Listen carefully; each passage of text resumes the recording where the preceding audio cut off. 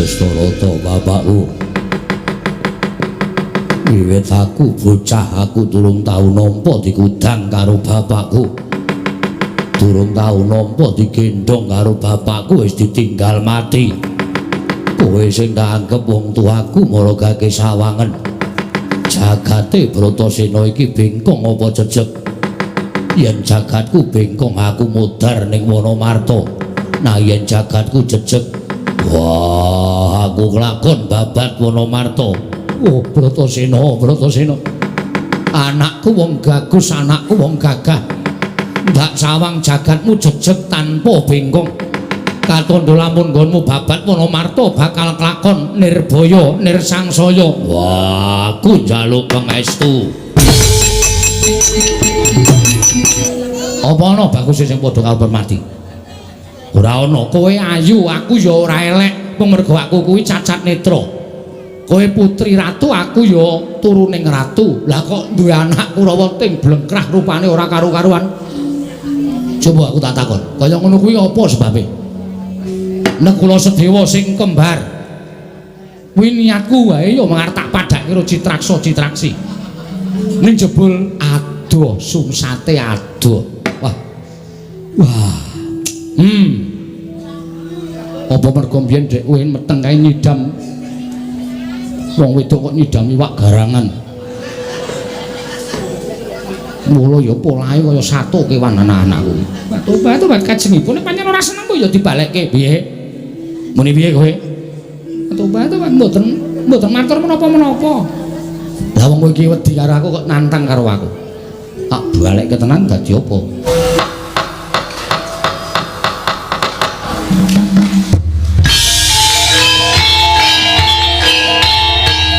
Dilanjutkan pagelaran wayang kulit semalam suntuk oleh Ki Dalang Sena Nugroho. Selamat menyaksikan.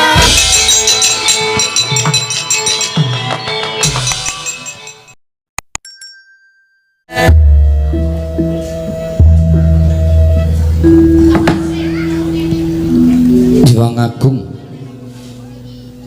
muga ngayomana marang Praja ngamar Ngastina saisine.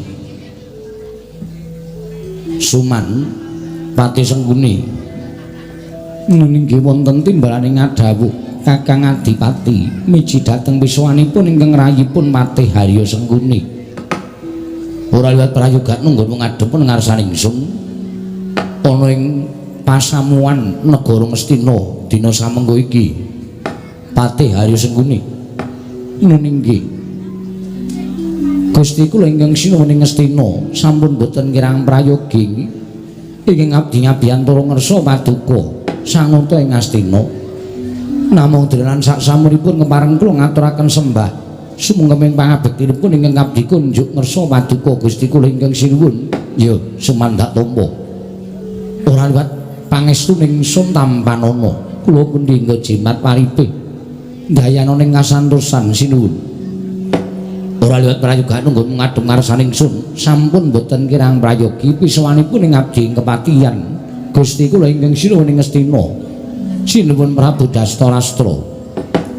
Apa dene sira Begawan Durna prayoga nunggu ngadhep ana ing ngarsaning sun Begawan Durna. Astaka swala sila berdapa swalu kimbal sumarante hawala. Kawula nekna inggih sinuwun sampun boten kirang prayogi piswanipun ingkang abdipun Begawan Durna. Namung kepareng kula ngaturaken sembah sumengkeming pangabekti kula kunjuk ngersa paduka Gusti kula sanata ing Ngastina. Gusti kula sinuwun Prabu Dastarastra. Ya Durna ingsun nampa agarya bombong tias ingsun ora liwat pangestu ingsun tampanana. Kula pundi nggo jimat paripe dayana ing kasantosan sinuwun. Prayoga nunggunmu ngadhep Perembahan Durna. Kula naknan. Sampun boten kirang prayogi wissanipun ingkang abdipun Begawan Durna wonten negaring Ngastina dinten sakmangke menika. Iya, Kumbayana. Kurupati. Atmajaku bocah bagus Kurupati. Padha reja sak praptanira nggih Atmajaku Kurupati. Sampun boten kirang prayogi wissanipun ingkang putrapun Kurupati Kanjeng Rama. Namung kepareng kula ngaturaken sembah sumengkeming pangabektinipun ingkang putra kunjuk ngersa paduka Kanjeng Rama. Rama Prabu Rama Prabu Dastarastra ing Astina. Hanahanungane dita bocah mursid isa mikul dur mendem jero karo wong tuwa aja mung kandhek ana ing pangucap nanging kababaro dadi pakarti. Ingsun tampa akarya bombong tias ingsun ora liwat pangestunipun Rama Tampanana kula punika jimat paripin dayana ing kasantosan paring pastu paduka Kanjeng Rama mawakana kabagyaning gesang kula Kanjeng Rama Kurupati hiyo tatanan sanggaring para kadang-kadangmu atmajaring sun kula aja nang padha saur manuk jeneng ingsun diombabarake wigatining pasiwakan kawula nun ngestaken dawuh paduka Kanjeng Rama Prabu menawi sampun paduka dawuhaken badhe kula candhi nggo jimat Rama Prabu Ngastina Kurupati atmajaning sun banget ngaturake panuwun dene sira tansah mastuti marang sabda tama panjenenganing sun Kurupati kawula nun mekaten Kanjeng Rama Prabu nuwun sewu wong Penemban sawetawis rawuh paduka Penemban ing Talkondo ingkang putra ing Astina ngaturaken pasegan monong rami kunjuk sandhang padha paduka Penemban wong Penemban Bisma sesembahan kula ing Talkondo wong Penemban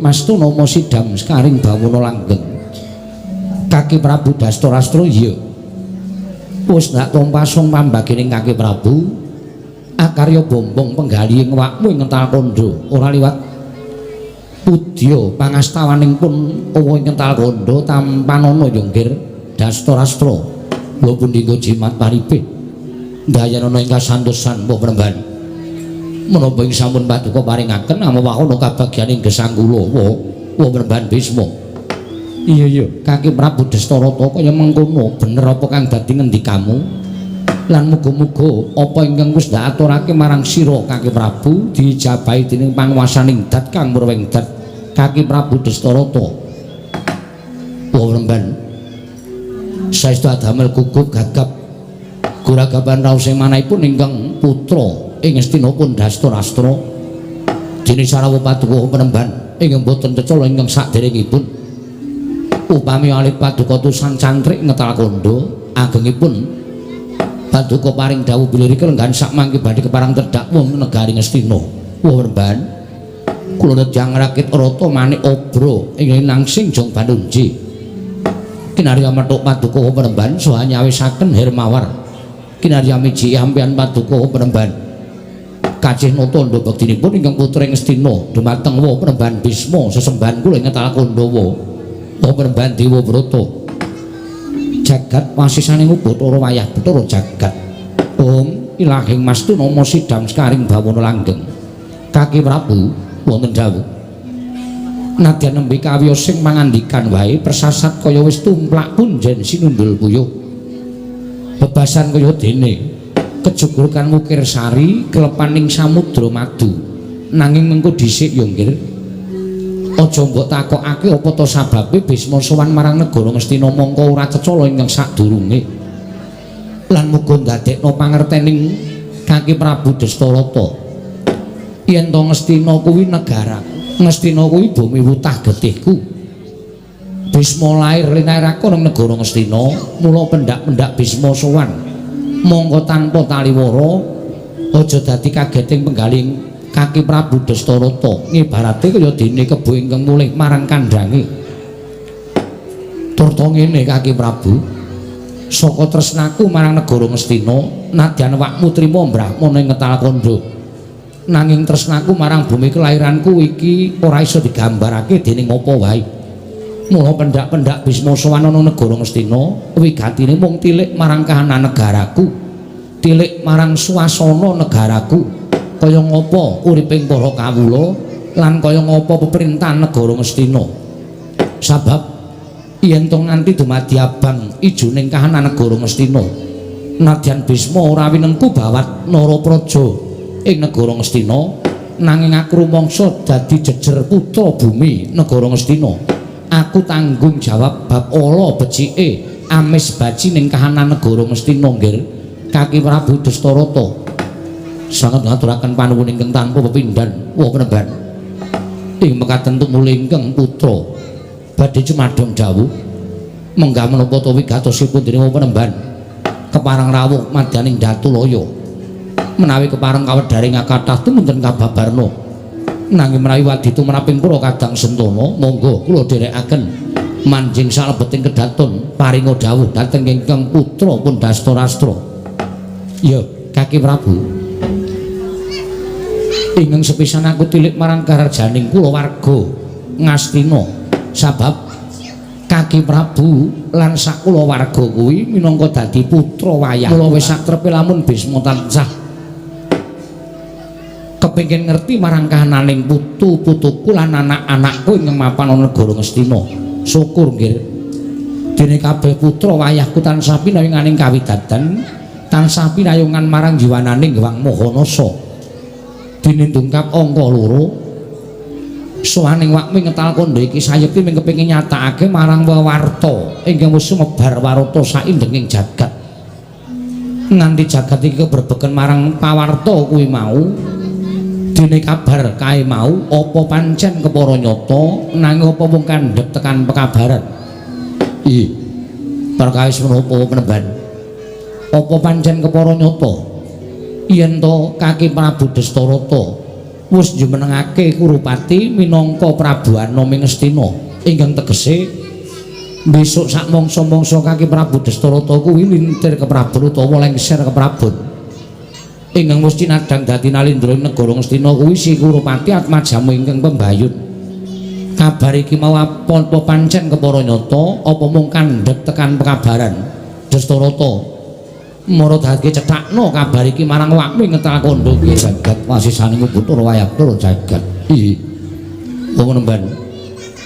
Apan kepara saestu menapa sampun dados dawuh patuko Penemban.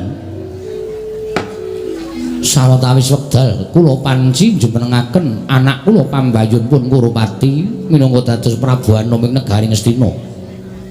Ing ateges benjang menawi ingkang putra sak wayah-wayah lengser keprabon mboten wonten ingkang gumanti keprabon wonten negari Ngastina kejawi namung anak kula pun Kurupati. Wah Penemban, kosik. Yen dikeparengake aku tak nyuwun mriksa. Yen to Kaki Prabu wis paring dawuh ingkang kaya mengkono, apa to sababe dene jeneng sira Kaki Prabu dawuh marang atmajamu Kurupati sarta njenengake Kurupati dadi Prabu Anom? Entuk pakone sapa lan kanthi dasar apa? Mara Kaki wangsul ana pitakone wakmi ngetal kandha Kaki Prabu. Ih, wale-wale menapa? Dasaripun namung setunggal. Kula menika emut bilih negari menika sanes gadhanipun ingkang putra Pundastarastra. Nanging negari menika gadhanipun inggih menika kadang kula pun Nyai Prabu Pandhu Sawarga. Ing nalika semanten negari menika katitipaken dhateng ingkang putra Pundastarastra sak mangsa-mangsa para Pandhawa sampun ndungkap dewasa.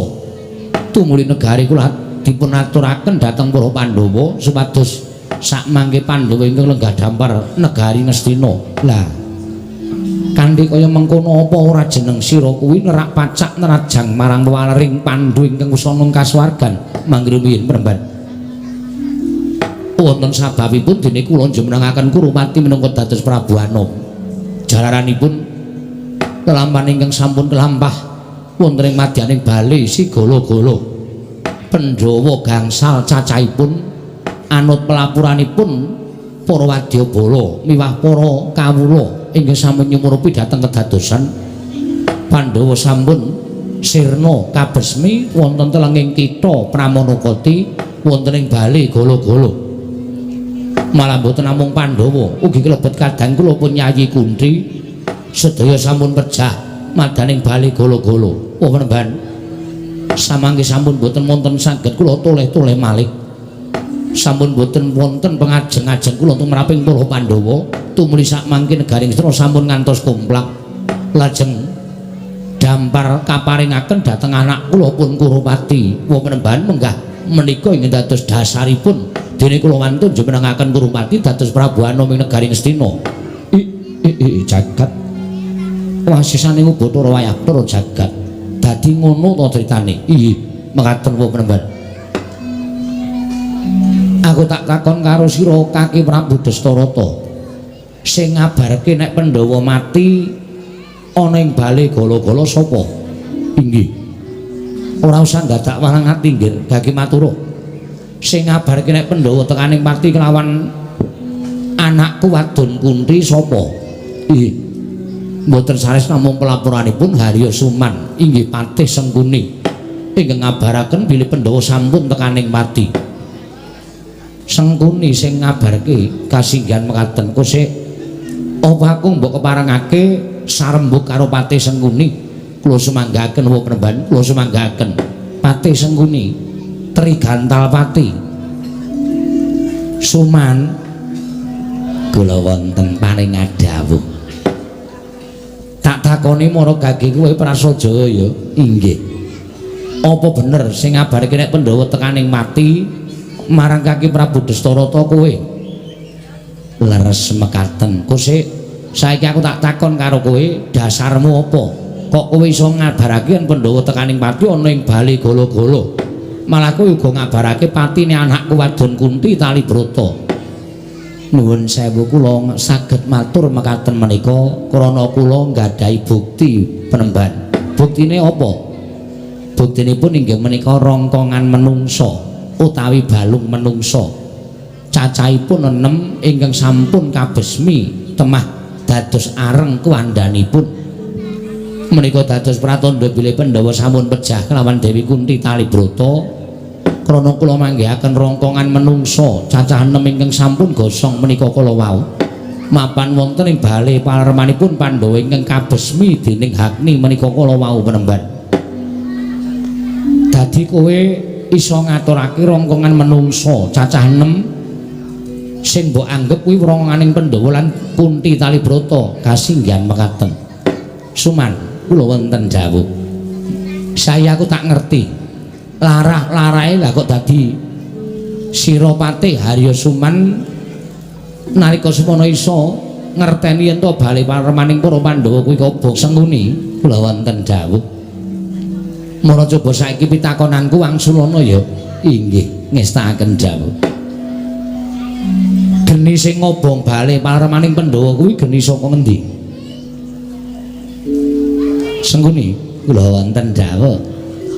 Geni sing ngobong bali paremaning Pandhawa kuwi geni saka ngendi? Menawi babakan geni menika asalipun saking pundi kula mboten ngertos. Namung kula nuwun sewu saged ugi para Pandhawa anggenipun mapan sare mboten teliti tumuli sukunipun mancal dilah. Menika saged dados sarana kobaring bali paremaning para Pandhawa sabab saderengipun sami mapan sare menika Pandhawa lan Kurawa sami suka parisuka ropian Andrawinan sami dahar ing ngeca ngunjuk ingkang seger. Mbok menawi saking anggenipun mboten kiyat angampah anggenipun sampun kraos sayah badanipun tumuli mapanipun kirang leres lajeng salah setunggiling suku mancal dilah menika ugi saged kelampahan menika penemban menggah jalaranipun kenging menapa bali palermanipun Pandhawa menika kobar dening Hagni. Kosek biyen sing ngakon gawe bale palermaning para Pandhawa sing dawuh supaya gawe bale palerman ana ing kutha Pramanakati sapa? Kula piyambak. Sapa sing mbok kon yasa bali? Inggih menika abdi naminipun Puruncana kaliyan anakipun jaler gangsal cacahipun. Lah saiki aku tak takon. Nalika bali palermaning Pandhawa kuwi kobong Puruncana sak anake kuwi turu menyang endi? Anggenipun tilem mapan wonten emperanipun bali palermanipun para Pandhawa. Terus saiki aku tak takon karo kowe.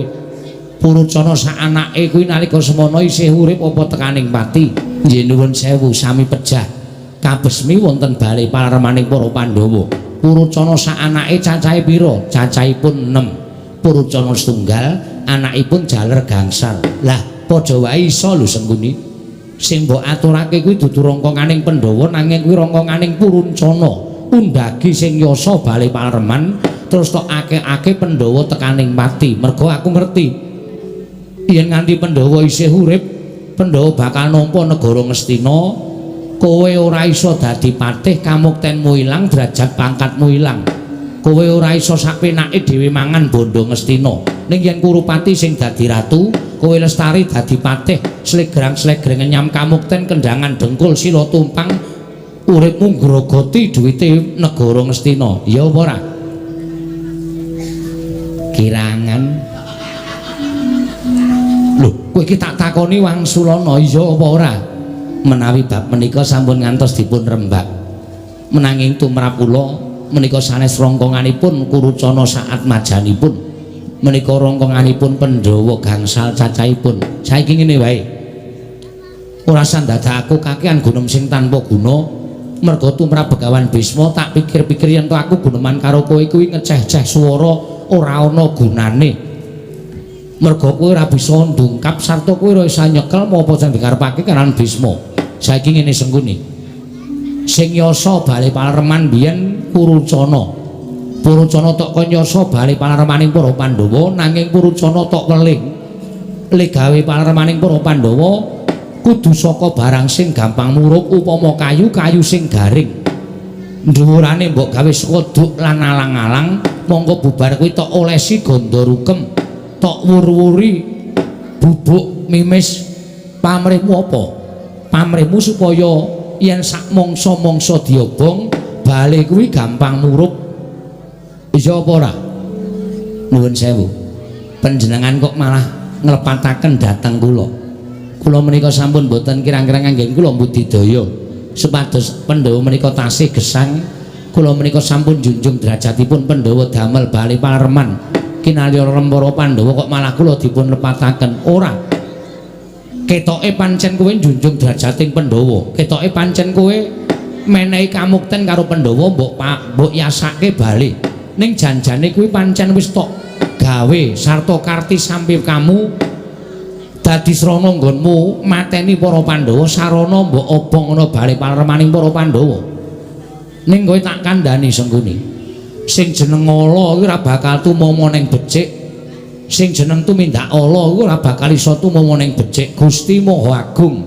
Gusti Maha Adil Gusti kuwi Maha Prisa pendak-pendak eneng kang bakal dikrenah patine dikrenah kasangsayane mongko wong sing dikrenah pati lan sangsaya mau ora luput ora kleru Gusti mesti paring wewengan kelawan wong mau paring pitulungan marang wong mau klebu para Pandhawa kowe tak kandhani nadan Pandhawa mbok jangkah patine sarana mbok obongane bali paleremaning Pandhawa ning Pandhawa durung mati Pandhawa isih urip nuwun sewu panjenengan menika kok sok tahu ta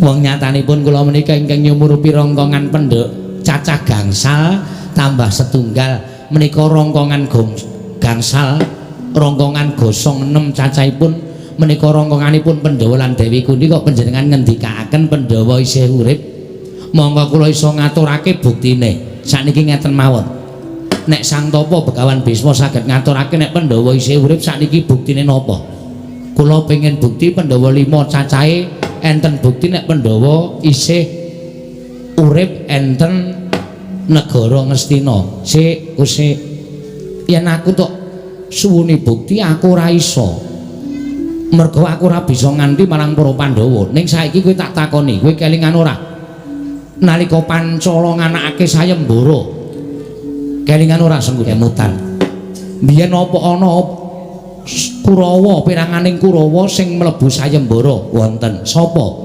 anak Mas Kurupati nalika semana apa iso menang lawan Gandamana pangestunipun mboten saged menang lah bibar kuwi apa kowe isih nang kono apa kowe wis bali bibar nalika semanten kula menika tasih wonten mriku yen ngono kowe isih ngerti yen ngono kowe isih weruh ana pandhita muda 3 cacahe inggih nganggo kejubah putih nganggo jubah kuning lan jubah ireng pendhita 3 mau ingkang bisa ngasorake Gandamana wekasan mboyong marang Waradrupadi yen kowe isih kelingan iki tak nggo bukti men melek mripatmu nek Pandhawa ijik urip lho lajeng sambung rapetipun menapa kalian pendhita muda ingkang saged unggul tuwin saged mboyong Waradrupadi pandhita muda sing nganggo kejubah putih kae Puntadewa pandhita muda gagah wideksa sing nganggo jubah ireng kae Werkudara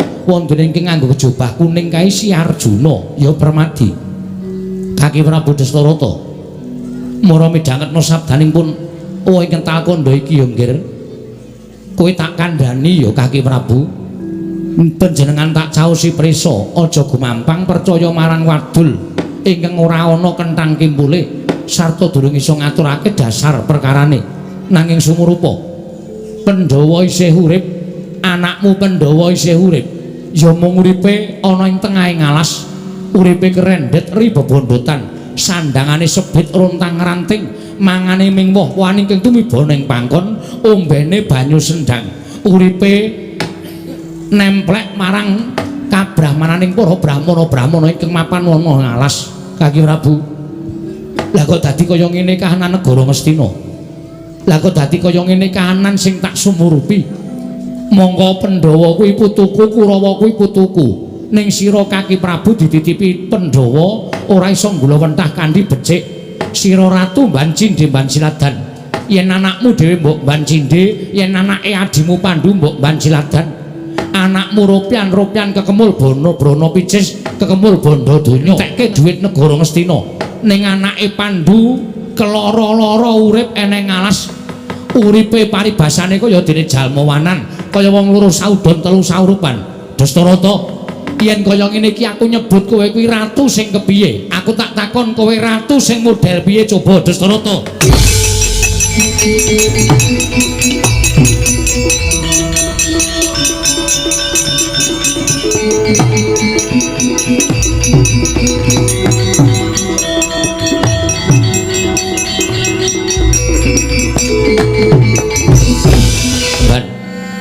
Wiwit dinten sak mangke badhe kula jabel anggen kula njumenengaken Kurupati dados Prabu Anom.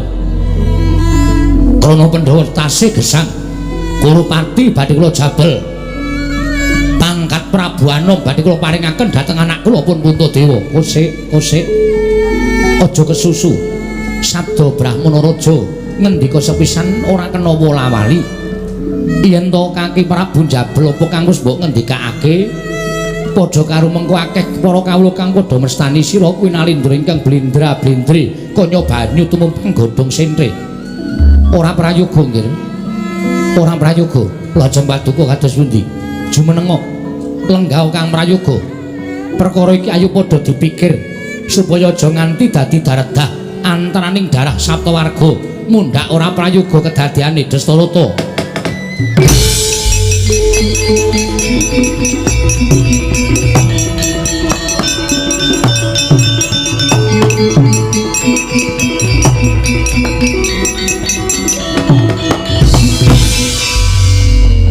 Lajeng parang paduka penemban kados pundi?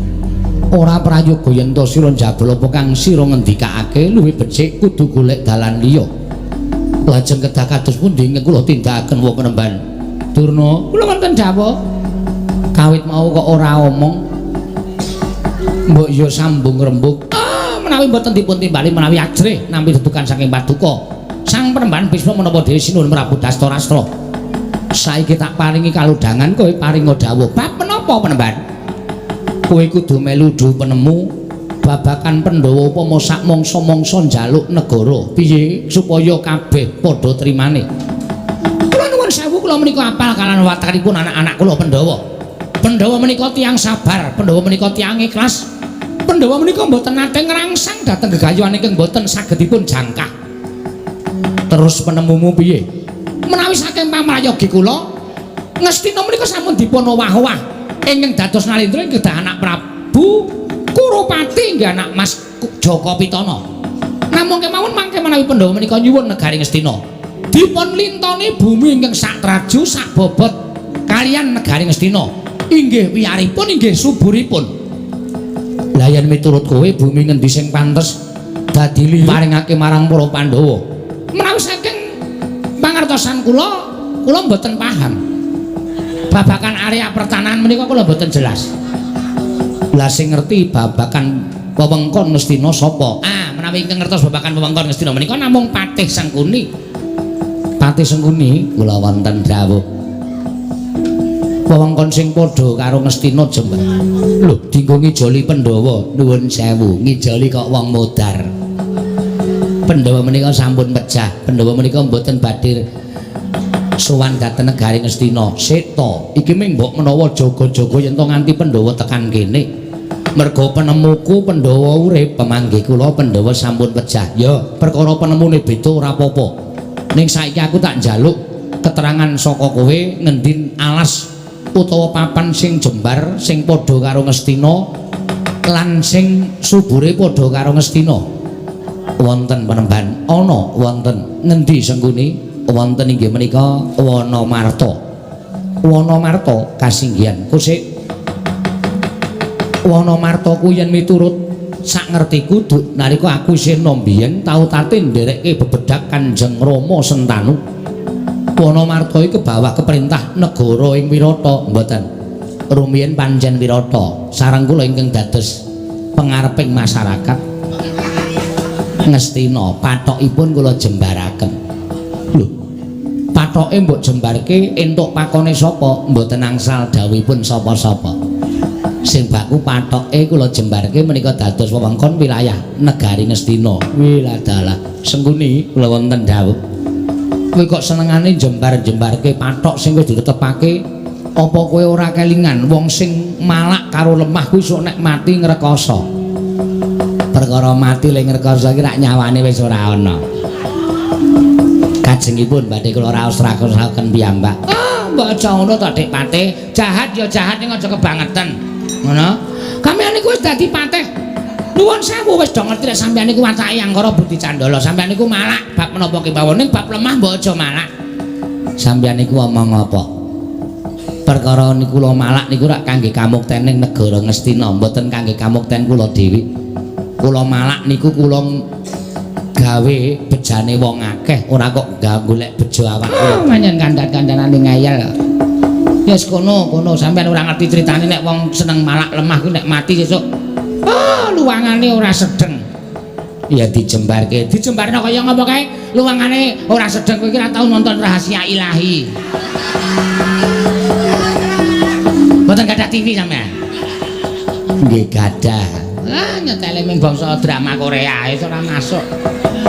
Mang nonton niku dienggo ngelingke wong urip ning alam padang ki aja sok tumindak elok, aja sok tumindak dosa, ndak ora prayoga kedadiane. Pun sampean mboten sakakean gunung tanpa guna. Nek kersa Wanamarta niku ming digarap para Pandhawa, nek mboten kersa pun mboten wonten wilayah sing jembar sing padha kaliyan negari Ngastina. Wilayah wis kanggo kabeh. Ngoten Dik Patih. Nggih, pun monggo. Tur arep diwenehke sapa wong Pandhawa wis mati kok arep diwenehi lemah ki lemah dienggo ngopo? Ya wis Kaki Prabu yen to pancen kaya mengkono manut karo apa kang dadi aturing Patih Sengguni. Sak mangsa-mangsa Pandhawa tekan kene paringana bumi Wanamarta supaya dibabati dening para Pandhawa. Supaya kinarya mukti anak-anakmu Pandhawa Kaki Prabu Dastarata dereng ngantos paripurna sami mbawacana kasaru samya kaget ing sami lenggah madaning Daturaya. Krana prahara ingkang mlebet jroning negari Ngastina. Dadi tambuh-tambuh sanggya para ingkang samya sumewa. Parandene sakicaling prahara angganda arum nenggih kinarya pratandha rawuhing Sang Bratasena jelek tanpa sangkan paran kagyat kang samya mulat.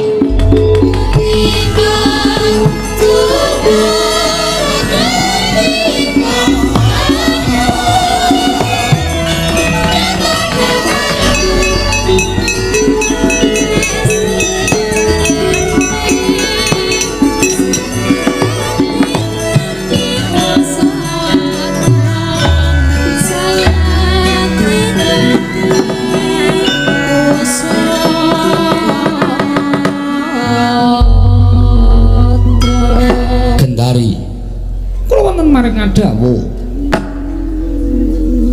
kedaton kaya ketaman prahara nganti kabeh para nayaka ora ana ingkang padha wani sumambung rembug tidhem nanging elok sailanging prahara lha kok dadi ana ganda arum kaya gandaning Garu Rasamala ingkang amrik mangambar iki sapa? Sapa sing rawuh apa Jawata sing tedhak ana negara Ngastina apa Nayaka apa Prabrahmana pendhita sapa dari nyuwun mangapunten ingkang kemareng sumangersa maduka Kakang Adipati mboten sane kejawi namung Nyuwun pangapunten menika kados dene putra Maduka. Lho kok sik anakku sapa? Anakku sapa sing yen sing teko Dursasana kae ambune ora wangi ngene iki. Ning ambune mesti bertamak. Nuwun pangapunten sang putra Maduka pun Dursasana nanging menika putra Maduka atmajanipun Yayi Kunthi Kalibrata. Lho kok sik anake Kunthi kasinggihan mekaten yen ngono para Pandhawa mboten sedaya sinuwun sapa menika putra Maduka pun Bratasena jagat Dewa Bathara jagat Pangestungkara. Bratasena tenan inggih saestu ora gawe-gawe kowe mboten sinuwun menika ingkang putra pun Bratasena. Adimu Sengkuni mau nanti inggih wonten mingking Suman Sengkuni kula wonten dawuh mripatmu weruh ora iki sapa? Nggih. Raden Bratasena. Terus sing tok kandhake mati mau sapa? Sing tok kandhake mati kowe ngaturke rongkongan cacah 6 tok agokke Pandhawa karo kuwi rongkongane Kunthi mau janjane rongkongane sapa? Yen iki dadi bukti Pandhawa isih urip, saiki kowe arep ngucap apa? Saiki arep guneman apa? Mboten guneman. Mboten ajeng matur menapa-menapa. Percaya yen Pandhawa isih urip. Inggih pitados. Syukur wong ki senengane nek kaya ngono kuwi ya. Oh, urung ana buktine kok. Wis ngakoke nek kuwi rongkongane Pandhawa karo Dewi Kunthi. Ora ta ya? Nek kaya ngene kok ora jeneng sampeyan iku kewirangan. Wong niku aja sok kesusu. Kira kula niku Pandhawa. Tiwas kula kubur teng Taman Makam Pahlawan. Jebul pinanggihipun sanes Pandhawa. Mang duduk. Pindah teng makan pangan biasa-biasa mawon. Nggih, Kakang Dono. Bratasena anakku nggih cah bagus. Bratasena padha larjo sapraptamuli. Nggih cah bagus Bratasena. Wah. Jagat Dewa Bathara jagat Pangestungkara. Nadyan aku kuwi ora ngerem-eruk marang kahanan, nadyan wakmu Dastarata kuwi ora iso sumurup marang apa wae mergo aku duwe cacat netra. Ning yen aku krungu kelawan gerengmu iki mau aku iso wis katon gegambaran ana ing padoning netra kaya ngapa wujudanmu. Raharja sapraptamu nggih. Slamet aku. Aku ngaturake basaku katura. Dastarata bapakku tak tampa gawe gedhening atiku ora liwat pangestuku Tampanono. Ndak gegem dadiake jimat. Karo sapa nggonmu sowan? Ya ming ijen bae. Piye ibumu Kunthi? Wah, isih wilujeng tansah piranganing kawidadan. Kakangmu Puntadewa pangestune Dastarata bapakku slamet. Permadi pangestune isih slamet. Nekula sedewa pinten tangsen pangestumu kabeh padha manggih harja mapan ana ing Saptawarga. Ora kobong, ora dadi rongkongan sing kobong, ora nyatane isih urip. Ndekno niki mau ene menungso sing ngandhake kowe mati kobong. Wah, muga-muga dawa umure Pandhawa. Putu padha harja nggih, putu Bratasena. Bisma akekku slamet aku ngaturke basaku katura. Iya tak tampa pangestu ning eyangmu Tampanono kula. Ndak gegem dadekake jimat paribik. Oh, anakku nggih, anakku Bratasena padha raja sapraptamu nggih. Durna bapakku slamet. Syukur. Ora kendhat rina wengi aku tansah nguncupake asta kunjung saning dat kemur wengdat. Nyuwun marang kersaning Gusti karya jagat muga-muga Pandhawa tansah manggiya yuwana. Kalih sing sambikala. Oh, lah kok jebul apa kang dadi dongaku ditampa dening panguwasaning Gusti. Dina iki aku ketemu karo muridku Bratasena. Wah, lega ra sing atiku, Ben. Iya, Durna bapakku. Slamet ta kamu? Slamet. Aku ngaturake basaku katura. Tak tampa Bratasena, tak tampa. Maune aku kaget dene ana wong sing ngandhakake ento kowe mati kobong ning balik golo-golo ning kutha Pramanakati. Ya muga-muga slamet ya nggih, ya muga-muga wong mau sing mati kobong. Wis ora apa-apa. Wong salah ki sak nggen-nggen mesti ora bakal kebeneran. Yo Durna bapakku. Malah aku ndongake karo wong sing wis ngarani Werkudara sak kadang mati mau muga panjang umur. Muga tansah pinaringan kabagyan, pinaring ana eling lahir lan batine. Syukur kuwi donga sing apik. Najan kowe dikerenah dening sapa wae, kuwi digawe kepiye wae dening sapa wae ning dongakno. Wong sing gawe elek karo kowe kuwi dongakno bab-bab sing apik. Kuwi tegese wong sing ikhlas, wong sing sabar. Yo jumbuh karo wulanganmu. Oh piye? Apa orang gleleng? Wah, syukur Werkudara kowe ngerti karo wulanganing Begawan Durna. Yo. Yayi Padhararja sapraptamu tansah pinaringaning kawidadan miring Sambikala Kurupati kakangku. Aku ngaturake sembahku katur. Yo Dimas ndak tompo. Pangestunipun Kakang Tampanono ndak gegem dadekake jimat. Anak Mas Bratasena katuran karaharjan rawuhipun. Dastarata bapakku piye nggih? Syukur ora diwangsuli. Syukur ora diwangsuli. Ya ora apa-apa. Meng ora diwangsuli wae kok bingung. Ora apa-apa, wis ora arep omong. Ndak malah luput. Aja kaget aku tekan kene. Mundi dawuh timbalane Kunthi Babu, ora usah sira matur pun wis ngerti. Apa to sababe dene Bratasena prapta ana ing negara Ngastina? Ora ana liya mung nggonmu kepengin nagih janji sarta nggonmu njaluk negara Ngastina jumbuh kelawan dawuhe wong tuamu ya kuwi Yayi Prabu Pandhu Swarga. Dudu kuwi. Lho. Lah kok dudu iki? Babu Kunthi paring dawuh ora kok perkara njaluk negara. Nanging Babu Kunthi paring dawuh kelawan aku Bratasena sawana wakmu ing Ngastina. Mbok menawa wakmu lali, mbok menawa wakmu kalebian ora eling marang ngendikane Pandhu bapakku. Mula aku pengen ngerti duk nalika Bapak Pandhu arep sinendal mayang dening para Jawata tau tati ngendika apa karo Dastarata bapakku jagat Dewa Bathara. Wakmu ora bakal lali nggih.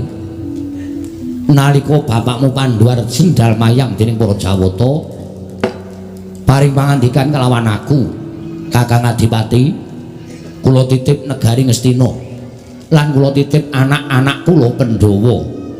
Ngastina kula aturi ngasta panjenenganipun dados Nalendra, nanging mangke menawi anak-anak kula para Pandhawa sampun dewasa, Ngastina kula suwun kawangsulna dhateng panguwaosipun anak-anak kula Pandhawa. Ngono menggah ngendikane bapakmu Pandhu duk nalika semono. Monggo dina iki Pandhawa wis ndungkap dewasa. Pandhawa wis ndungkap gedhe, wis padha gedhe. Mapane ning Saptawarga. Ora jeneng aku bakal njaluk negara. Mung nanjike marang ngendikaning Bapak Pandhu. Apa bakal mbok tetepi, apa bakal mbok selaki. Upama mbok tetepi, ora jeneng kudu saiki nanging besok kapan Dastarata bapakku bakal maringake.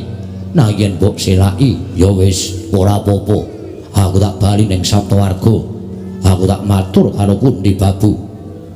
Pandhawa ora ngukup kamukten negara Ngastina ora apa-apa. Ora bakal duwe niat ala karo dulur-dulurku Kurawa.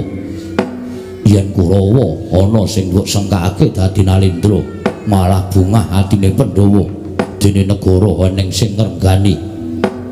Mengkono menggah dawuhing Kunthi Babu, jagat Dewa Bathara jagat Pangestungara. Lah kok semono mulyane penggalihe adikku Kunthi Talibrata. Ya mung ngene nggih. Kiradan sira ora nyuwun marang negara Ngastina, nanging apa kang dadi rembugmu mau lereke tibane padha mung kepengin nyuwun negara Ngastina bali marang panguwasaning para Pandhawa. Ning babagan iki aku mbok luputke aku manut. Aja kok mbok luputke, mbok sumpahi aku ya ora bakal selak. Yen perlu ngucapo sing ngala, ngucapo sing ora apik.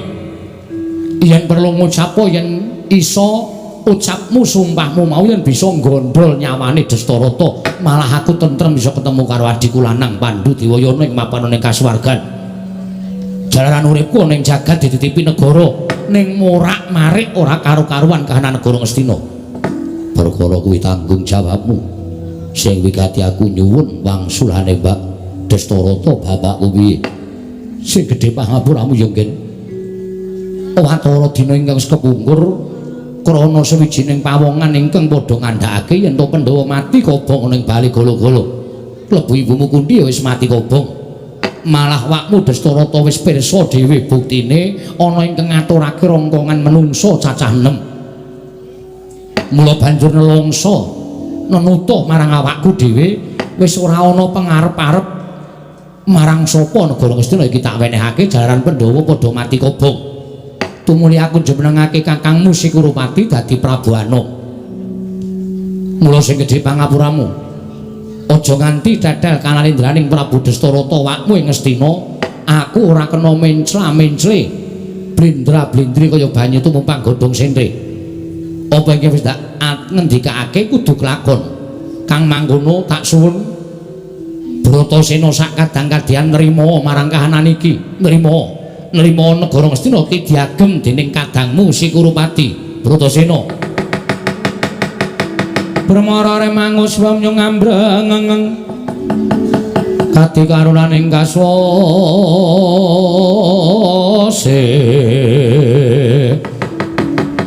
yen aning marga memalatong ing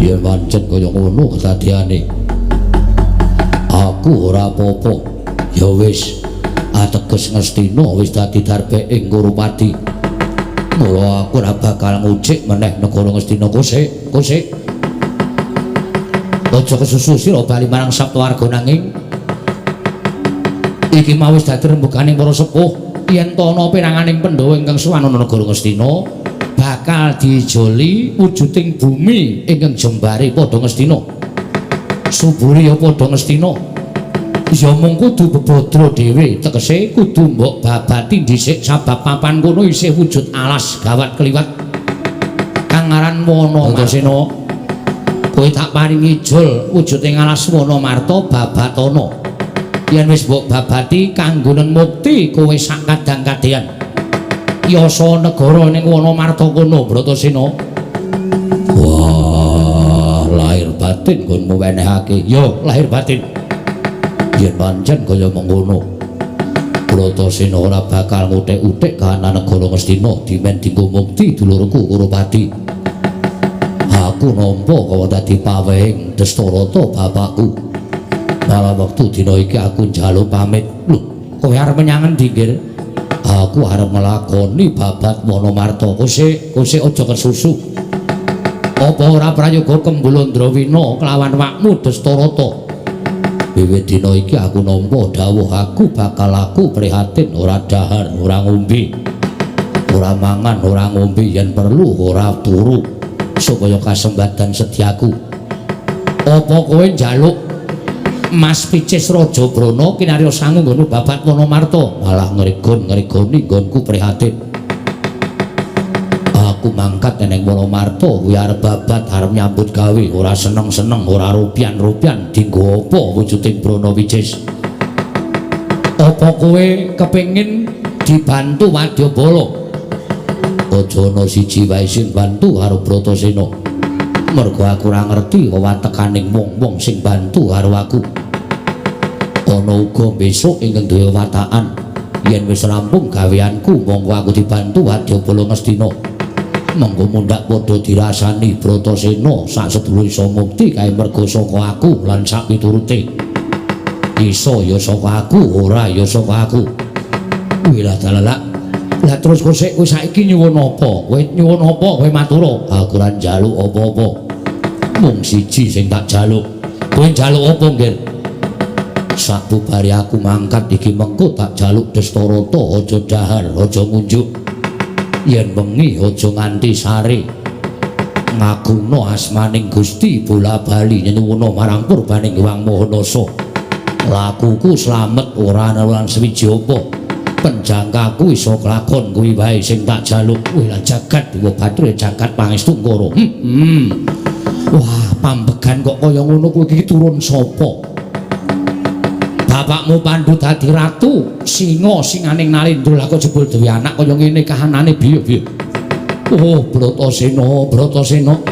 Wong tuamu wis ora ana ning mapan ana ing swarga persasak kaya tinundha sanga papane.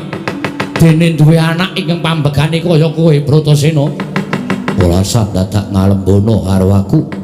Monggo munggah tetel kasatriyanku Bisma kakekku. Apa nggih? Aku njaluk donga pangestu. Ya, ndak kepuja. Muga-muga kasembadan penjangkaning putuku Bratasena kelakon babat Wonomarta. Tuna bapakku. Ah, Bratasena piye, Ngger? Aku njaluk pangestu. Bali saka kene tekan saka 5 aku terus adus. Sabubare kuwi aku terus nglakoni poso. Aku nglakoni poso. Ora pati-pati aku leren nggonku poso yen durung entuk kabar kowe iso babat Wonomarta. Wah, ngaturke panuwun. Purwati kakangku, aku njaluk pamit, njaluk pangestu. Yo dhisik ati-ati. Muga-muga kelakon penjagane Dastarata bapakku pisan meneh.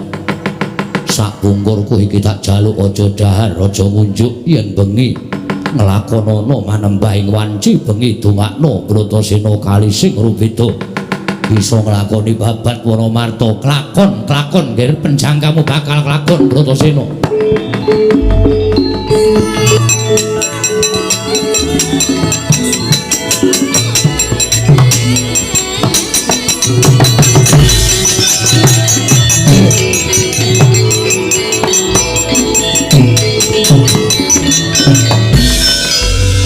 Dastarata bapakku. Wiwit aku bocah aku durung tau nampa dikudang karo bapakku. Durung tau nampa digendhong karo bapakku wis ditinggal mati. Kowe sing tak anggap wong tuaku maragake sawangen. Jagate Bratasena iki bengkong apa jejeg? Yen jagatku bengkong aku mudhar ning Wonomarta. Nah yen jagatku jejeg, wah aku kelakon babat Wonomarta. Oh, Bratasena, Bratasena. Anakku wong gagus, anakku wong gagah. Ndak sawang jagatmu jejeg tanpa bengkong. Katondo lamun nggonmu babat Wonomarta bakal kelakon nirbaya, nirsangsaya. Wah, aku njaluk pangestu.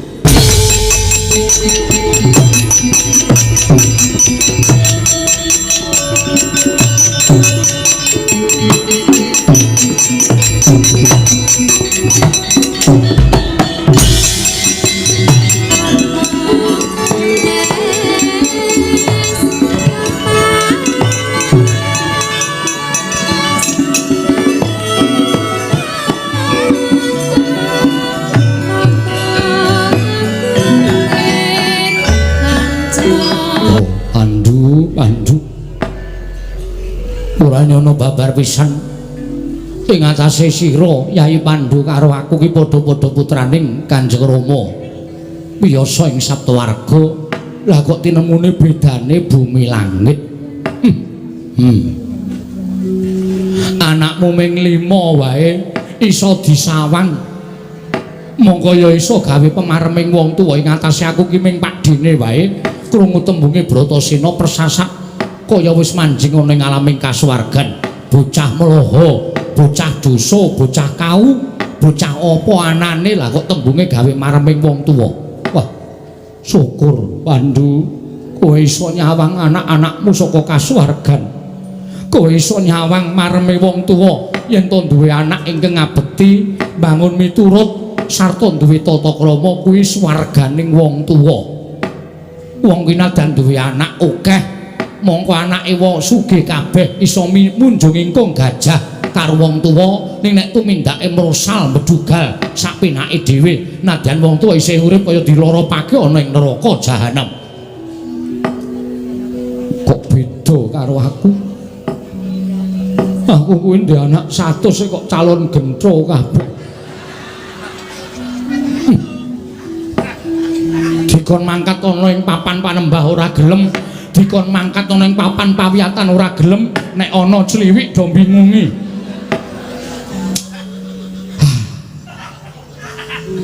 Apa ya mergo wadahe sing elek biyen? Atobat, panjenengan sampun lepataken dhateng kula. Terus ngarani wadahe sing elek. Sedaya menika niku gumantung kalian srawungipun. Lah srawunge adimu Sengkuni Suman. Ya to? Mula ora aneh nek srawunge ya elek, pakartine ya bakal elek. Atobat, namung Bratasena kemawon panjenengan ngalembono kados mekaten. Janjanipun menawi kula samang menika iki mboten benten kanthun Dursasana. Lho kose. Kok ora beda karo Dursasana kuwi? Nalarmu piye, dasarmu apa? Gagah piyadhekipun iki sami. Dasaripun Dursasana menika nggih swantenipun ageng ya mongko kean guyu. Menawi gagahipun sami, mbok menawi Dursasana menika ya mbok menawi anggenipun dipun gegulang babakan tata krama, unggah-ungguh kula kinten ugi sami. Lah kowe iki wong wedok sing lemu nyawang ora bener kaya kowe kuwi. Wong Bratasena kok tok padhake Dursasana, lah ya bumi langit. Nadyan Dursasana kuwi anakku, ning nek kok padhake karo Bratasena sing ora trima aku, mongko kuwi anakku lho coba. Mongko kuwi anakku. Wong tuwa ngendi sing ora gelem ngalembono anak? Ning kabeh mau tak tonton saka bendinane sarta aku kuwi madheg ana ing garis sing adil lan bebener. Aja nganti aku ngucap sing ora nyata. Yen Bratasena ditandingke karo Dursasana kuwi ora padha. Aja kok Dursasana anakmu sik mbarep Urupati kuwi ora babak, ora imbang, ora sak traju. Eri, sapa saiki sing padha karo Pandhawa?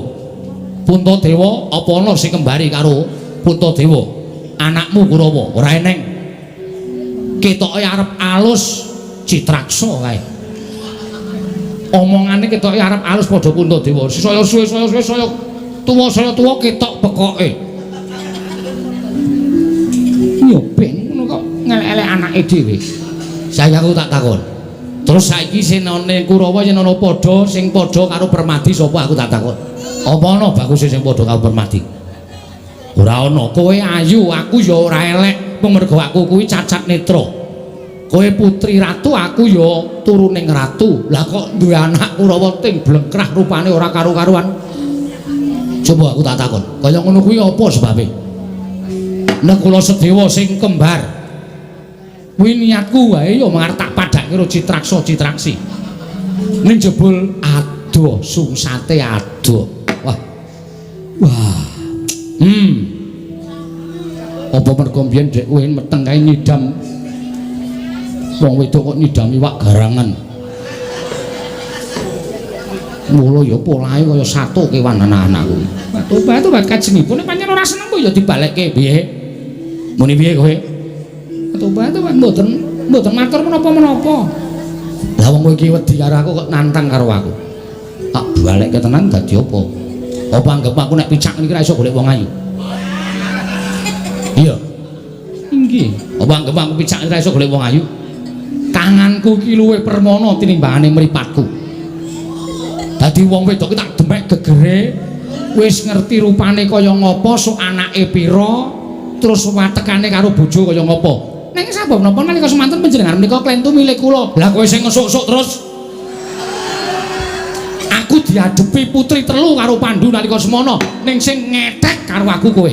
Batu-batu kula mboten ngethek wae, kowe njejeri aku, pupuku tok jiwat-jiwit. Batu-batu man. Kaki Prabu Mangriyen. Lho. Kusikik sing wis ya wis dadak duka kaya mengkono sing wigati dawuhana supaya kabeh mau rancak. Suman wonten dawuh. Sengkuni wonten dawuh. Sing teko iki mau sapa? Bratasena. Terus kowe ngarani Pandhawa mati mau bener apa luput? Lepat.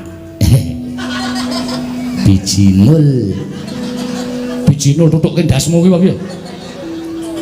Senengane nek omong kok sak kepenake dhewe. Kleru kok ora rumangsa kleru ning malah glece sak penake dhewe. Nggih, kinten kula niku nggih Pandhawa. Jebul sanes. Sing jeneng rongkongane kuwi ora isa ngerteni kuwi Pandhawa apa dudu. Ning kowe kuwi nalika semana kowe matur karo aku, ngaturke rongkongan cacah 6. Aku wis meh ora percaya, ning kowe ngesuk-esuk karo aku supaya percaya. Iya apa ora? Nggih. nggih benjang boten kula bangsuli. Bangsuli. Aku njaluk karo kowe. Kula mboten gadah menapa-menapa. Gusti iki aku njaluk apa sing tak dawuhke kuwi iki lakonana. Nggih. Akon anak-anakku Kurawa kon ganggu gawe Bratasena nggone babat. Kowe ora wadul karo bapakmu, kowe ora matur karo aku aja takon dosa. Pangeran Pati Prabu Anung tak copot kelenggane. Aku ora sudi ngaku anak karo kowe. Nggih. Sendika ngestaken dawuh. Ora mung kandhek ning pangucap nang kababaro dadi pakarti. Niki ngestaken dawuh Rama. Mangke badhe kelampah badhe kula ujuaken rasa matuku Kanjeng Rama. Bagus. Janji Citra aja takon dosa. Aku ora sudi ngaku anak lawan Ngrupati. Oh Remban, ana dawuh apa monggo kula kanthi manjing salebeting sanggar pelanggetan tinuntuna ingkang putra pun Dastarastra ngunjukaken puji syukur dhateng ngersanipun Gusti saha nyuwun dhateng panguwasaning Dat Kamur Wingdat. Mugi-mugi lampahipun Bratasena kinalisna saking sakathahing rubeda lan rinancakna anggenipun babat Wonomarta. Kuwi luwih prayoga. Begawan Duna, kula wonten maring adhawa. Kowe melu manunggal ning sanggar pelanggatan apa mapan ana ing sanggar pelanggatan Sukalima? Oh, kula sampun dipun antu-antu dening para cantrik-cantrik pertapan Sukalima. Anggenipun sampun kula dhawuhi supados samapta. Rampet menapa uba rampe kinarya. Nyuwun ngersanipun Gusti supados Bratasena menika mangke rancak anggenipun Bapak Wonomarta. Ngono Duna. Inggih. Yen pancen ngono tak menangake kowe kundur marang Sukalima. Dongakno anakmu si Bratasena. Oh nggih, ngestaken dawuh. Semuni kula wonten dawuh. Bubar kampudha sing ingsun kudu kedaton. Nek ngestaken dawuh, nyuwun tambahi pangestu. Pangestu kuwi entek. Inggih. Nggih mangke tak pados wonten mergi kemawon. Nyuwun pamit madal pasilan sing ati-ati aja kaya bocah cilik kaya wis ora ana dawuh maneh. Pati Suman. Sebebiar katalika wau. Nalika semanten wis paripurna sabdaning Sanata Prabu Dastarastra tinampi sangganing para wadyabala para nayaka miwah para sepuh ingkang sami anjeng madaning Datulaya. Sigra arsa kundur kedaton jeluk saking dampar kuwi napit gambaran gading. Kadhiraken sangganing para mban Cetri manggung ketanggung Jaka Paloro ingkang sami ngambil pancaraning keprabot. Kawis dengan saking Mandra tindaknya Sri Narata lamun katinon saking Mandrawa kaya tansah jejengkaran tindaknya Sri Narata wau.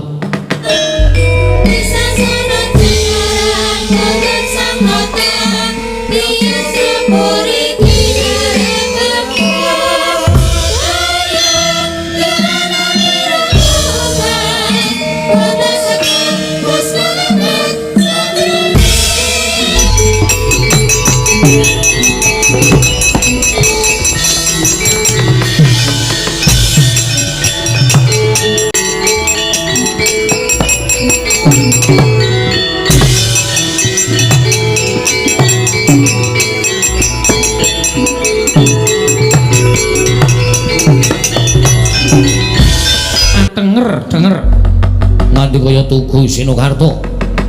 Tugu papan ingkang manggon Sinukarta rinengga-rengga lah menika to warnane risang Bratasena. Riwus tampi timbalanipun ingkang wohing Ngastina Sang Prabu Dastarastra. Kinen babat Wonomarta watak wantun ing Sang Bratasena. Dupi nampi dawuh timbalanipun ingkang wohing Ngastina. Sigra cancut tali wanda cancut aring jinjing tali wanda cawet ning setake sawisa wungkal bener mangantep-antep. Arsa tumuju wonten ing Wonomarta. Suku tengen den balangake kebat kaya kilat kesit pindha tatit saben suku dawa wonten ing Bantala jemblong sak sumur-sumur.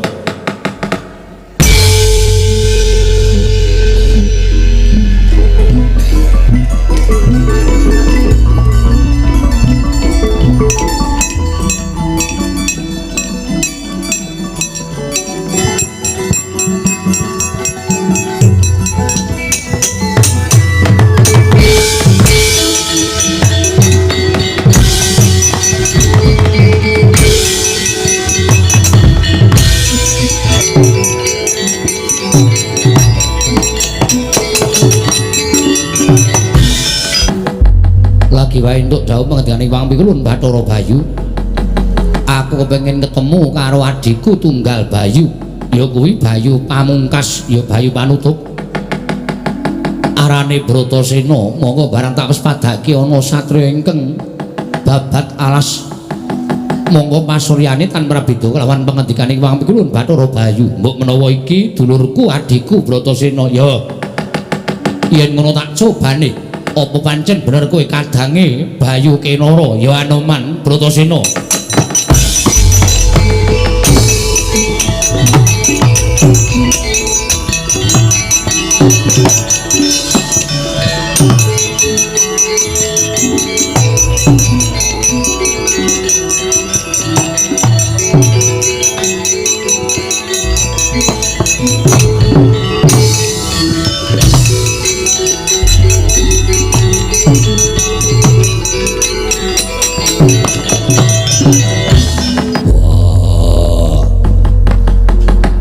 atase kabeh kewan-kewan galak padha mlayu kewan gedhe padha mlayu wedi karo nggonku babat alas wedi yen to ketibanan watu apa kembrukan wakayu iki neng munyuk putih gedene mung sak lengenku teko malah klekaran ana ing sak dhuwuring watu yen pancen kowe bisa tata jalma kaya menungsa lumrah kowe kuwi sapa teko kowe ora mlayu saka papanmu nggonmu klekaran nuwun sewu Raden panjenengan kula menika dipun merangaken saged tata jalma kados dene titah Sewantah menawi jenengan dikondangu kalian kula menika nami kula pun Senggana inggih kenapa kowe ora mlayu bareng karo kanca-kancamu padha satu kewan menawi kula menika saged mlajar tartemtu kula menika sampun mlajar ajrih kalian sela ageng tuwin werksa ingkang ageng ingkang saged damel pejah kula nanging nuwun sewu Raden kula menika dipun keparengaken gadhahi cacat kowe duwe cacat inggih cacat apa kula menika mboten saged mlampah tegesipun kula menika kethek lempoh kethek sing lempoh kasinggihan mekaten mila kula mboten mlajar kelan rencang-rencang kula krana kula sampun mboten saged mlajar mila menawi jenengan dika Raden kepareng badhe mitulungi dhateng kula lajeng saranipun kados pundi aja nganti kowe tekaning pati aja nganti kowe lara gedhe tekaning pati merga saka nggonku babat alas mengko aku mundhak kedosan mula yen to kowe gelem dina iki kowe bakal tak junjung tak uncalake supaya kowe lunga saka papan kene menawi menika satunggiling margi kedah kula gesang iki kula namung nderek kemawon yo mula sing gedhe pangapuramu yen to nggonku nguncalke iki mengko kowe tiba ning Padas Curi ora jeneng aku duwe niat gawe lara ragamu nanging merga kowe kepengin mitulungi karo kowe Raden monggo dinten samangke kula aturi nguncalaken dhateng kula supados kula sampun pejah siya kemblekan watu menapa dhewe kembrukan weksa toto bologake tak singkirke saka papan kene kowe Senggana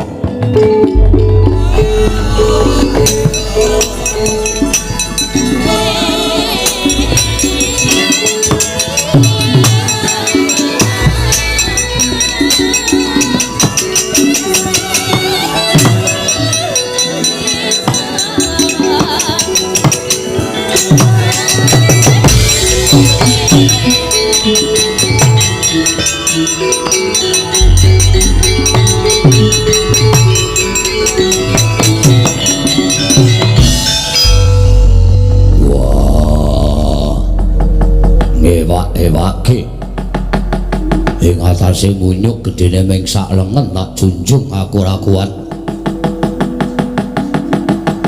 duit-duit sing patang prangkul limang krangkul tak mbruke wae kuat watu sing gedene sak gubuk penceng wae tak glundungke aku kuat ing atase ming junjung munyuk sak lengen wae wah we pamer kowe matek jaya kawijayan kowe umuk karo Bratasena nuwun sewu Raden lho nyuwun pangapunten kula menika mboten nate umuk nyatanipun kula menika namung badan sepata anggenipun badhe kula kangge umuk kemawon menapa nyatane kowe tak junjung ora kuat perkawis menika kula malah mboten mangertos kiat menapa mboten kula menika mboten mangertos wah yo kowe aja pamer kowe aja gleleng aja gembelo sirahmu Apa dikira aku ora duwe sedulur munyuk sing padha karo kowe Digdaya?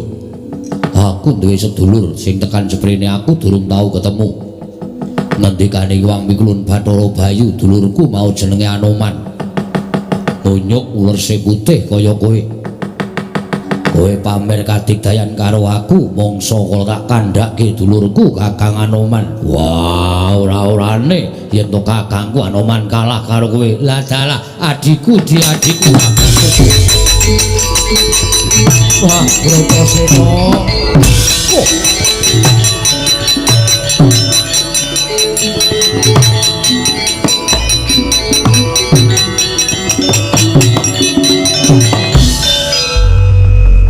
Bareng pun Kakang ngrangkul kok malah mbok jotos ki salahku apa? Kowe kethek mencla-mencle. Lho. Mencla-mencle piye? Kowe ngrangkul aku, kowe nyebut aku adikku. Pernah apa aku karo kowe? Kok sik to? Kowe mau nyebut duwe kakang jenenge sapa? Anoman. Kethek putih. Yo. Kowe tak kandhani yo. Aku kuwi Anoman. Kuwi sing tak sebut mencla-mencle. Lho. Kowe mau ngaku jenenge sapa? Senggono. Aku ora tepung karo jenenge Senggono. Dulurku lanang kuwi jenenge Anoman. Kok sik to?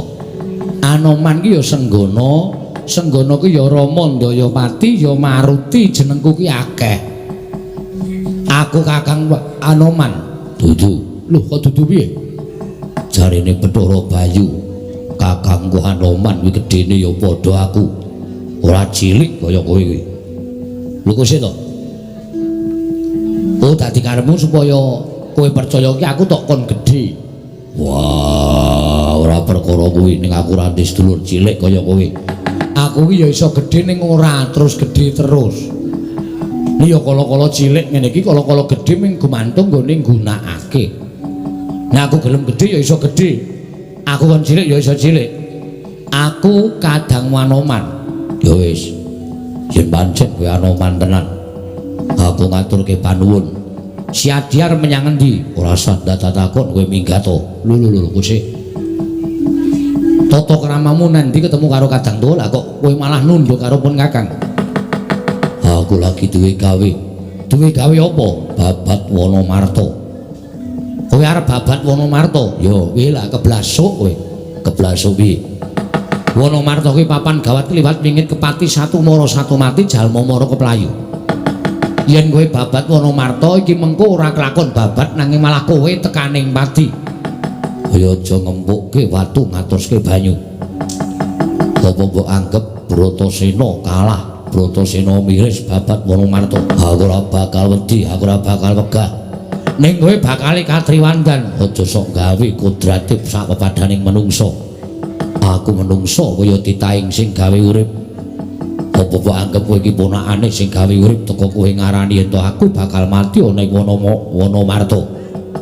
Mati uripe Bratasena gumantung pangawasaning Gusti Akarya Jagat. Wilah dalah malah mejak. Wong iki tak kandhani kok malah mejak. Ora butuh mbok kandhani. Yen Siadi wangkot ora gelem bali yen ngono aku ngewangi kelawan Siadi. Ora sudi. Lho. Kok ora sudi piye? Aku wegah mbok ewangi. Kenapa sebabe ora tok wegah tak ewangi? Mergo sesuk yen aku kelakon mukti ning Wonomarta, kowe mesti kandha karo kanca-kancamu. Bratasena kae iso mukti mergo aku sing ewangi. Mukti ya saka aku, ora ya saka aku. Wis minggat to. Bratasena. Kowe tak kandhani. Siji Wonomarta kuwi gawat kliwat wingit kepati, angka loro. Lamun Siadi ora ana ing ngrewangi, Siadi bakal katriwan Wonomarta.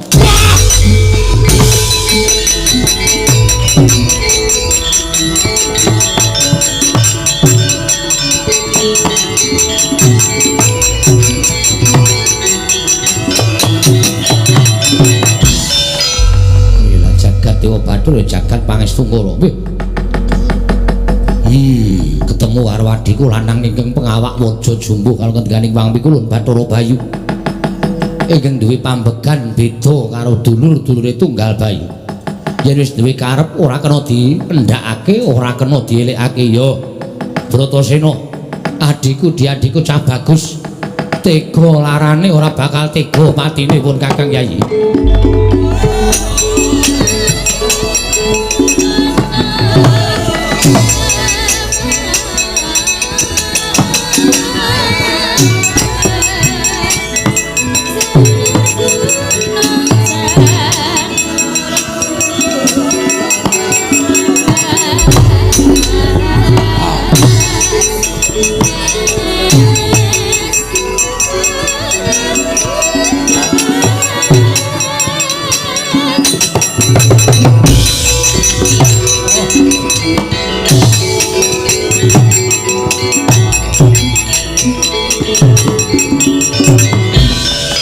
Darat melayu-melayu kaya wong bingung eneng apa. Aduh ketiwasan Gusti Patih. Nalika semanen kula jagi wonten tapel wates negari Indraprasta. Inggih negari Kajiman Wonomarta mriki. Mboten kanthi kanyana-nyana jebul wonten satunggaling makhluk ingkang wujud menungsa titah swantah. Ingkang wantun babat Wonomarta piyambakipun boten mrisa menawi Wonomarta menika nyatanipun negari Kajiman.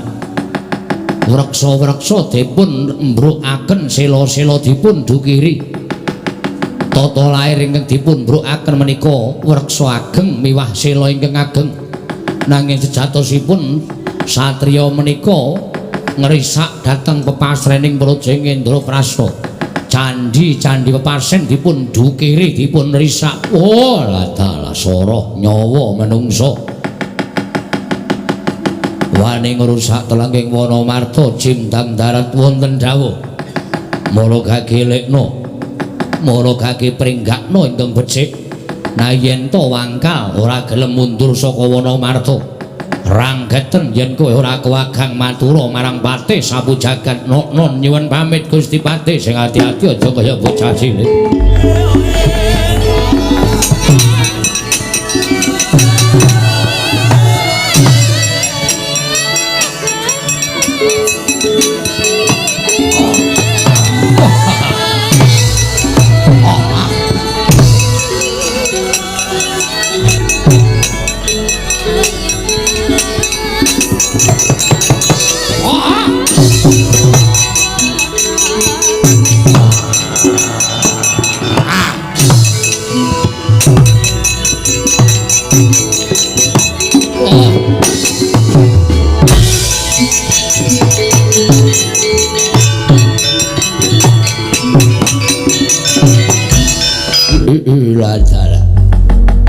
Den sabar mandeg dhisik kowe tak takoni. Ana menungsa kendele kliwat saka ukuraning menungsa lumrah. Kowe wani babat telenging Wonomarta, kowe sapa? Ngaku aja mati tanpa aran. Takon karo aku. Buri saka Pertapan Saptawarga, Bratasena, yo. Iki ning wujudan tak wis padake cat katon cat ora kowe bangsaning opo. Yen kowe nyawang aku cat katon cat ora pancen kepara nyata merga donyaku lan donyamu kuwi beda. Aku bangsaning Jim. Aku ingkang jaga Wonomarta ingkang sejati iki negaraning bangsaning Jim. Kang aran negara Indraprasta. Oh, kowe ngerusak pepasrening negara Indraprasta. Ora niat ngerusak pepasrening negara Indraprasta. Wit gedhe mbok mbrukke, watu gedhe mbok dukiri mau sejatine pepasrening Praja Indraprasta. Yen ngono malah aku njaluk karo kowe. Piye? Kowe minggato sak wadya balamu. Papan iki arep tak go mukti Bratasena sak sedulur. Wah, lah kewanen ucapmu. Kowe wani nundung bangsaning Jim, sumuk nyawamu kepengin meruput tinjung akhirat. Wah, ora ana jamak lumrahe menungso kalah karo bangsaning Jim. Yen ora gelem lunga saka papan iki napa kudu aku sing kudu nglungake karo kowe. Wah, sugih kendel bondo wani. Ayo sirnakno Jim Dam darat. Wah, maju sejangka. Dadi srana nggonku bakal mukti ning Wonomarta nadyan bangsa apa wae. sing sekirane derajate luwih asor tinimbang menungsa kudu tak singkirke. Wah, kiaglak limpamu para maju jembang darat.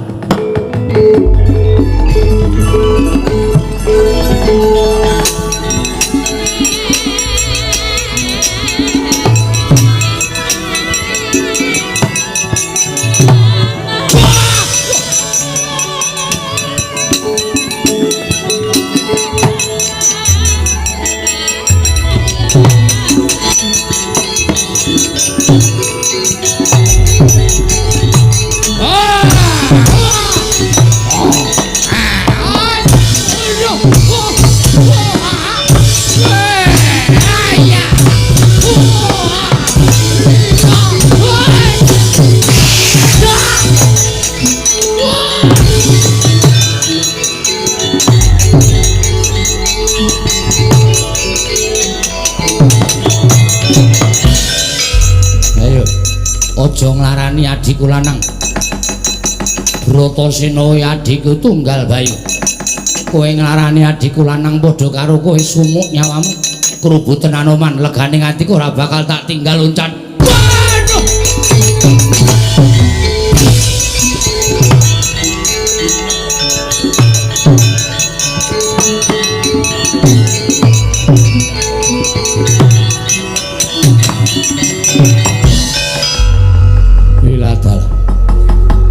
Jebul bener sing dadi kandhake wong-wong kae. Wong tumindak becik kuwi durung karuan dipitung becik tumindake. Wong tumindak apik durung karuan ditampa becik karo sing dibelani. Nyatane aku nyelametake nyawane adikku lanang Bratasena. Lah kok malah aku sing dijempalani, aku ditendang sakayange. Waduh Yai. Aku ora duwe niat apa-apa. Aku ora duwe pepinginan apa-apa mung mligi nglabuh karo adikku lanang. Ewadene urung tok tampa. Ewadene kowe durung iso nampa. Nganti sak isamu nggonmu nampa labuhane kakamu. Tekan ngendi wae tak labuhi kowe Bratasena.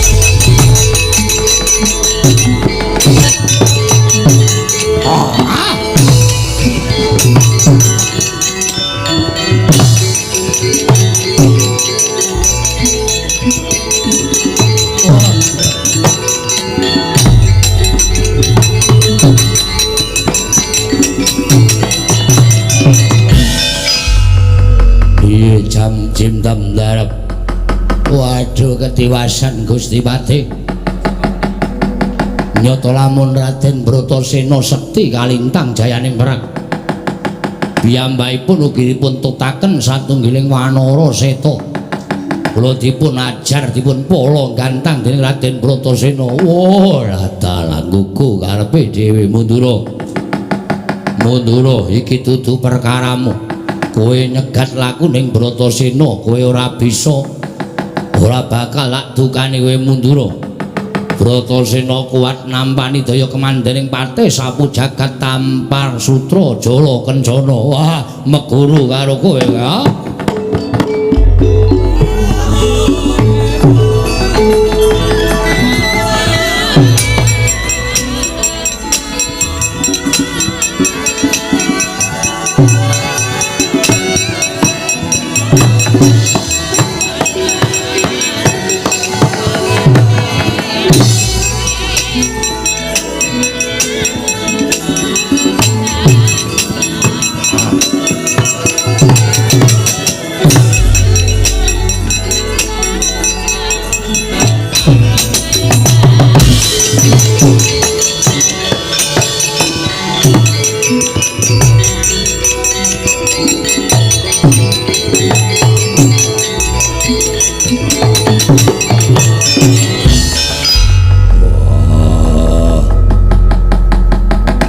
Dewa Permati.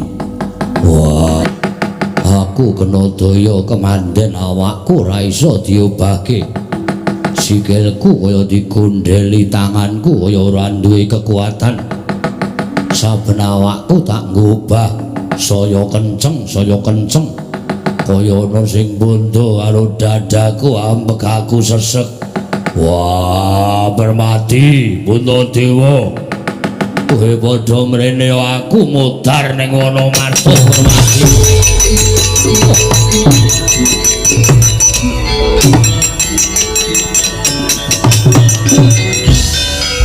Lah Bratasena, kowe kena apa Yayi? Lah kok dadi kelumpruk tanpa daya. Kaya pinuleting pedhut peteng. Samar-samar pun Kakang iso nyawang marang Blegering Siadi nanging kaya cat katon cat ora. Wah, Permati. Kuntadewa aku tulungono Kunti Babu.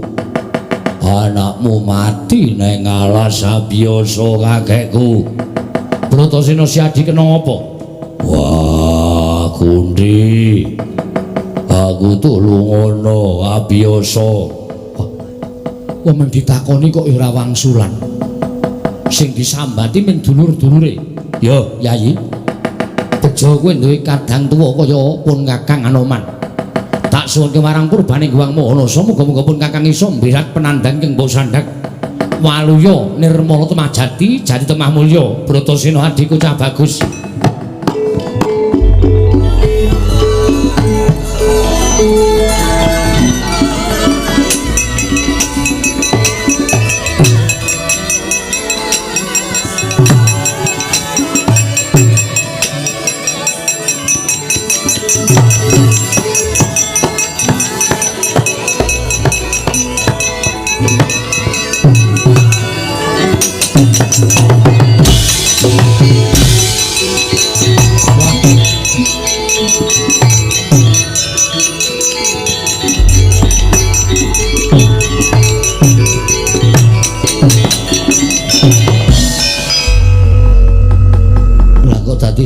Saya suwe tak pikir-pikir tenagaku wis ora ana gunane. Kowe tak rewangi, kowe kena penggawening mungsuh tak luwari. Lah kok tanpa ana rasa matur nuwun karo wong tuwa. Kowe ngaturke panuwun wae ora, kowe ngejak guneman pun Kakang wae ora, mbok anggap aku kuwi ingkang bakal mbeda kelawan nggonmu nyambut gawe babat Wonomarta. Ya wis, Bratasena. Ning pun Kakang bombong, pun Kakang seneng. Dene pun Kakang nyumurupi marang semono gedhe tekating Siadi. Pancen bener ngendikane Wang Pikirun Bathara Bayu yen to sira kadangku Yayi Bratasena kuwi kang pengawak waja. Yayi, tak dongake saka kendali sada muga-muga kelakon penjang kamu ngene babat Wonomarta. Pun Kakang tak bali marang pertapan kendali sada mbuh pirang taun meneh, pirang abad meneh ketemu karo pun Kakang ya.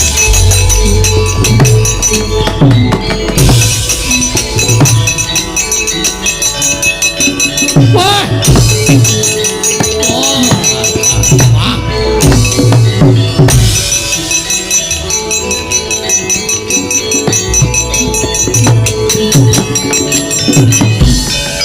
Pancen pengawak waja. Debya Surasekti kalintang jayaning perang ketitik kowe iso uwal saka daya kemandenku tampang sutra Jala Kencana. Ya. Ning saiki kowe mung ijen ora ana sing bakal bantu karo kowe Raden. Sepisan iki kowe iso uwal nyata pancen satriya pengpengan pilih tanding boboting yudha kowe Raden Bratasena.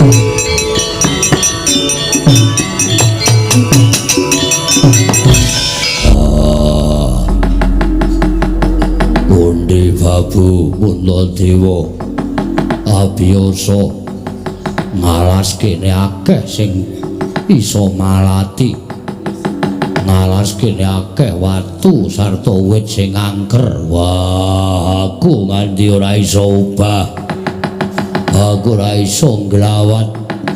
Wah, Puntadewa, kowe mrene yo mermati, kowe mrene yo. Biasa kakekku aku tulung ngono kaya ngene kahananku. Ayo, kowe ora bakal bisa ubah saiki kowe Bratasena. Kowe kena daya kemandenku Tampang Sutra Jala Kencana. Ora bakal kowe bisa nglawat.